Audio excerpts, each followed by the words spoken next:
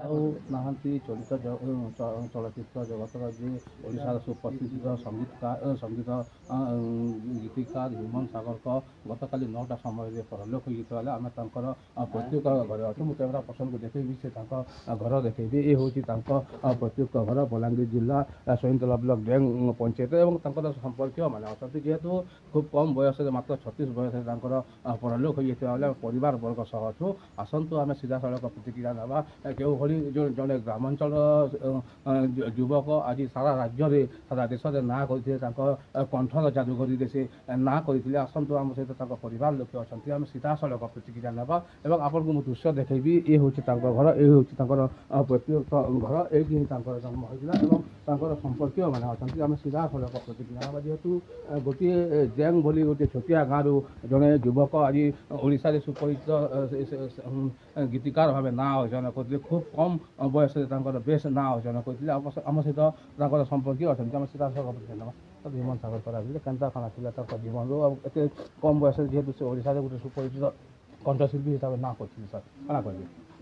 ହ୍ୟୁମାନ ସାଗର আমার নিজের পরিবারর ছোট অবস্থায় এই ডেং গাঁরে মধ্যে সে অধ্যয়ন করুলে। পরবর্তী সময় সে টিটলাগড়ে যাই অধ্যয়ন কলে। অধ্যয়ন কলা সময় তাঁর গোটে অভ্যাস লা যে কলা প্রতি তাঁর সে আকৃষ্ট হয়েছিল। এতে দূর পর্যন্ত সে গোটে আগেই গলে, গোটে ওড়িশার গোটে সুনাম কণ্ঠশিল্পী ভাବରେ সে খ্যাতি অর্জন করিছন্তি।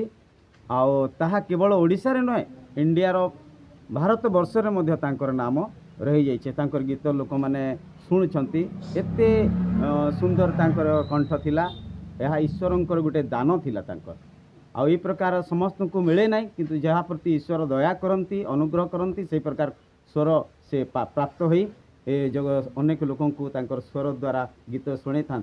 या द्वारा ओडिशार गोटे गौरव अर्जन कले, गोटे परिवार गौरव अर्जन होची, गाँवर गौरव अर्जन होती, जिलार होती। अल्प बयस मध्य बेसी दिन होनी 12 वर्ष भितर एते तांकर सुप्रिय माने प्रिय पात्र होते अनेक।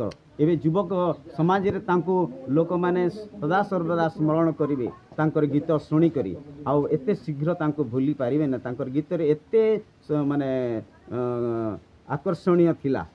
देखो तो निश्चित भाव से कौन ना कम बयसर ये कि जो गीतर जादूगरी थी जहाँ को लेकिन परिवार लोग प्रशंसा करते। आम सहित संपर्क अच्छा आ गए प्रतिक्रिया सर कम बयस है परलोक है क्या कहे आंता कहे सर? मु प्रकृत रे ह्यूमान सागर काका अटे। से आम पुओ आमको बहुत दुख लगुच जे आमको से दुख दे चली जाई अच्छी। यह एक अपूरणीय क्षति है। प्रभु तांको एते ऊपर को उठे इच्छा है से नेले, आम किसी कही पारिबु नहीं। किंतु से जो नाम कमे तद्वारा आमनकर गर्व मुद्दे होउतिला जे आम माने तार वंशधर अटू। आज ता परिचय आमनकर लुप्त हो जाइछि। निश्चय लोक मैंने आम को कहते तुम पु आज ये ऊपर को जाइए बोली। दुखर कथा ये आज समाप्त होमन को बहुत दुख लगुच जे से आम को छाड़ी चली जाइ अच्छी। बहुत दुखरे भांगी पड़ी अच्छु। कौन कहबी आम बहुत दुखरे रही अच्छु। गाँव पुओ को गाँ झुरुची एवं शेष दर्शन पर गाँव में प्रत्येक बासभवन लोक भिड़ लगी रहा आरंभ होती। आम सहित संपर्क काका अच्छा आम सीधा प्रतिक्रिया क्या कहे कम बयस देहांत होगा? आज दुख विषय मत कहवाक भी इच्छा लगुनि। जेहेतु तार बापा मोर निजर दादा हेले भी मोर गोटे सांग परी थिला। तापर आरंभ शेष पर्यंत मुझा कथा जानुची। पाठ पढ़ारू आरंभ कर चाकरी करवार पर्यंत, विवाह पर्यंत, छुआ पिला हवा पर्यंत से पुतरा मन को मु धरी थी, पालन करी। आज बहुत दुख लगुची। आमर गाँव आमर पड़ार आम निज घर बहुत नाम अर्जन करुला जदि मु आरंभ भावुची मो जीवन बहुत दुख लगुच प्रकृत में भाई मध्य रिटायर हेले 2 मास पर मुझे तापर कोविड रे से मु भी थी कोविड समय ताको मो चिकित्सा करी से समय मो हाथ से जीवन गला छोट पुतरा भी गला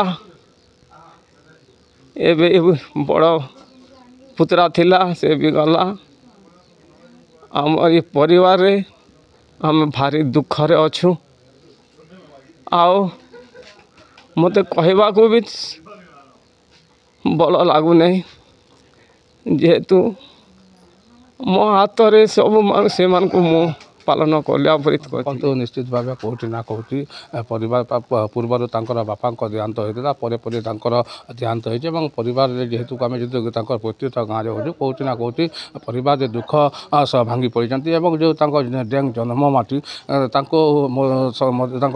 शेष दर्शन पर गाँव में लोक प्रबल भिड़ रोचे लोक आसुँच आम रहीचु जेहेतु जड़े उपात अंचल पिला आज सारा भारत वर्ष गीत मध्यम कंठर जादू ना कर बलांगीर नारायण साहू MBC न्यूज।